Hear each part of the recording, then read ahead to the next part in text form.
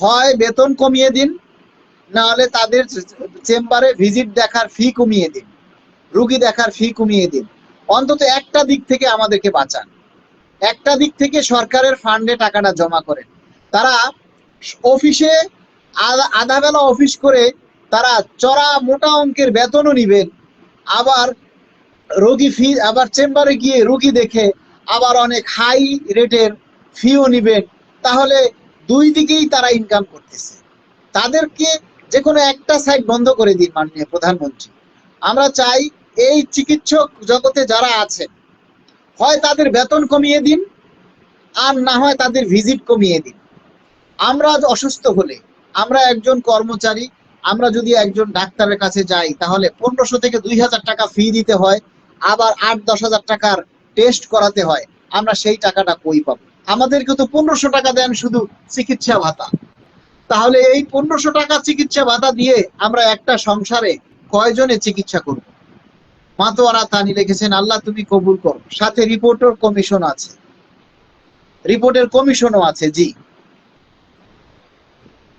Social মিডিয়ায় একটি news দেখা যাচ্ছে যে 3 ধাপে পে স্কেল কার্যকর হবে। এটা কতটুকু সত্য? সম্পূর্ণ মিথ্যা, সম্পূর্ণ মিথ্যা। আপনারা দেখবেন যে ফেসবুকে যদি কোনো কথা বলে আর সেটার যদি কোনো সোর্স না থাকে বা কোনো লিঙ্ক না থাকে, তাহলে সেই কথায় আপনারা কেউ কান দিবেন না। এই কথাগুলি আমরা কিন্তু কেউ বলতেছি না।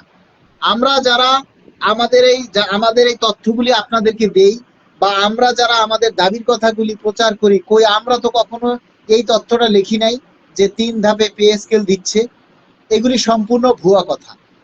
এরকমের কোনো কথা হয় নাই। পে স্কেল দেওয়ার ব্যাপারে এখনো কোনো কথা হয় নাই।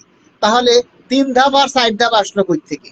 তো যাই হোক, আমরা এই যে সুপারিশ প্রণয়ন যে কমিটি হচ্ছে, সুপারিশ প্রণয়নের যে কমিটি গঠিত হয়েছে, আমরা সেই সুপারিশ প্রণয়নের কমিটির কাছে আমরা করজোর অনুরোধ করতেছি আপনাদের মাধ্যমে যে অন্তত আগামী সপ্তাহের মধ্যে, আগামী 1 সপ্তাহের মধ্যে আপনারা চূড়ান্ত রিপোর্ট জমা দিবেন এবং সরকারকে পে স্কেল দেওয়ার ব্যাপারে, পে স্কেলের গেজেট প্রকাশের ব্যাপারে আপনারা মুখ্য ভূমিকা পালন করবেন।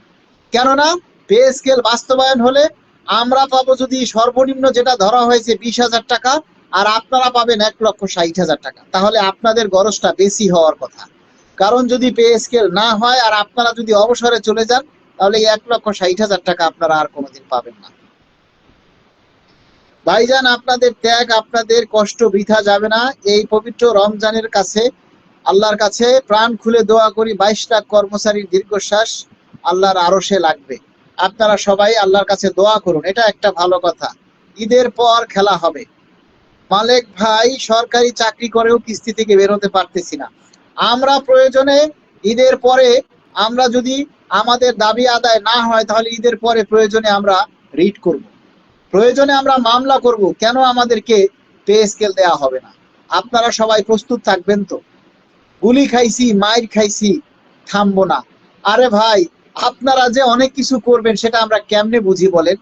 এই যে আমরা কথা বলতেছি, আমাদের এই পর্যন্ত আমাদের দাবিটা 1600 মানুষের দেখছে, 1600 মানুষের লাইক করছে। আমার এখানে দেখা যাচ্ছে 1600 মানুষ লাইক করছেন, আর শেয়ার করছেন মাত্র 280 জনে। 1600 মানুষ দেখেছেন। 1600 মানুষের মধ্যে সবাই শুধু কথা শুনতেছেন, কেউ এই আমাদের দাবির কথাটা কেউ শেয়ার করেন না। শেয়ার করলে যেন আপনার জরিমানা হবে, শেয়ার করলে মনে হয় আপনার মোবাইল থেকে টাকা সব কেটে নিয়ে যাবে। মাত্র 200 মানুষ শেয়ার করেছে। এই তো আপনাদের আন্দোলনের নমুনা। আপনারা যে ছিঁড়ে ফেলবেন, ধুয়ে ফেলবেন, এটা করবেন, ওইটা করবেন, এই হলো তার নমুনা। এগুলি হচ্ছে আপনাদের আন্দোলন করার নমুনা। সব বাটপার, এজন্য হবে না। এটা ঠিক কথা বলছে।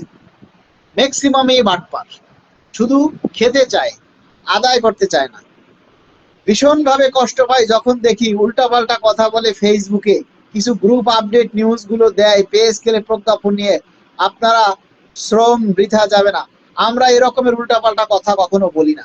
একটা কথা সবসময় খেয়াল রাখবেন, এই যে এখন ফেসবুকে দেখা যাচ্ছে যে 3 ধাপে পে স্কেল বাস্তবায়ন হবে, সবসময় আপনারা দেখবেন যে এই কথাগুলি আপনারা ভোরের আলোর কাছ থেকে শুনছেন কিনা। যদি মনে করেন যে ভোরের আলোর কাছ থেকে শুনছেন, তাহলে মনে করবেন অথেন্টিক। আর যদি ভোরের আলোর কাছ থেকে না শুনেন, তাহলে মনে করবেন এগুলি ভুয়া। এর কোনো লিঙ্ক নেই, এর কোনো সোর্স নেই। আর আমরা এই ভোরের আলো অথেন্টিক কোনো নিউজ ছাড়া, যে নিউজের কোনো সূত্র নেই, যে কথার কোনো লিঙ্ক নেই, এরকম কোনো কথা আমরা বলি না। তাই আপনারা এই সমস্ত আজে বাজে কোনো কথায় কেউ কান দিবেন না। আচ্ছা, শিমু চৌধুরী লিখেছেন, ভাই আপনার জন্য দোয়া রইল, আমরা ঈদের আগেই পে স্কেল চাই, ভোলা জেলা থেকে দেখছেন। টিটু আহমেদ লিখছেন, আল্লাহ ভরসা। মুখলিসুর রহমান লিখছেন, আসসালামু আলাইকুম মালিক ভাই, বাউফলের সন্তান, আপনি এগিয়ে যান, ইনশাল্লাহ সফলতা অর্জন হবে। আমরাও আশাবাদী, আমরা আশা করি হয়তো এই ঈদের আগেই আমরা ভালো একটা কিছু শুনবো বলে আমরা বিশ্বাস করি। আমরা মাননীয় প্রধানমন্ত্রীর কাছে এমনটাই আমরা আশা করি। আপনারা সবাই একটু সোচ্চার হন, এই রমজান মাস আপনারা সবাই একটু দাবির কথাগুলি যার যার জায়গা থেকে তুলে ধরেন। দয়া করে সবাই যার যার জায়গা থেকে দাবির কথাগুলি একটু বেশি বেশি করে প্রচার করেন। সোশ্যাল মিডিয়ার মাধ্যমেও আমাদের দাবি আদায় করা যায়, সোশ্যাল মিডিয়ার মাধ্যমেও আন্দোলন করা যায়। এখন সবচাইতে বড় আন্দোলন হচ্ছে সোশ্যাল মিডিয়ার আন্দোলন। সোশ্যাল মিডিয়ায় এখন দেখেন প্রতিটা জিনিস কিন্তু সোশ্যাল মিডিয়ায় ভাইরাল হয়, যেই জিনিসটা ভাইরাল হয় সেইটা নিয়েই সরকারের আলোচনা শুরু হয়। যখন দেখবেন যে যেই জিনিসটা ভাইরাল হয় সেটা নিয়েই সরকারের আলোচনা শুরু হয়।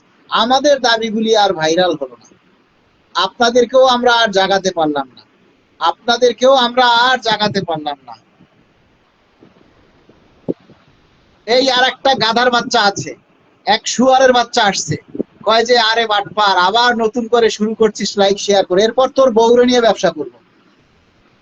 এরপরে এই পে স্কেলের ব্যবসা যখন শেষ হয়ে যাবে তখন তোর বউরে নিয়ে ব্যবসা করবো, নামাইয়ে দেবো রাস্তায়। ভালো হবে না? গাধার বাচ্চারে এখনই ব্লক করি। এই সমস্ত গাধার বাচ্চারে আমার পেজের দরকার নাই, যা তোরে গাধা, তোরে ব্লক করে দিলাম। রমজান মাসে মুখটা খারাপ করতে চাই না। সুযোগ চলে গেছে, নির্বাচনের আগে সুযোগ ছিল, তখন পূর্ণ কর্মবিরতি দিলে কাজ হয়ে যেত। তখন তো একদল ফ্যাসিস্ট ছিল, যারা আমরা বাংলাদেশের প্রত্যন্ত অঞ্চল থেকে প্রায় 3 লক্ষ মানুষকে হাজির করেছিলাম। আর সেই ফ্যাসিস্ট নেতারা, তারা আমাদের কষ্ট বুঝলো না, তারা সাধারণ কর্মচারীর কথা বুঝলো না। তারা শহীদ মিনারে দাঁড়াইয়া তারা কর্মসূচি স্থগিত করে দিল। আর কর্মচারীরা তাদেরকে এই যে কি বলে গলা ধাক্কা দিয়ে দালাল দালাল বলে তাদেরকে শহীদ মিনার থেকে তাড়িয়ে দিল।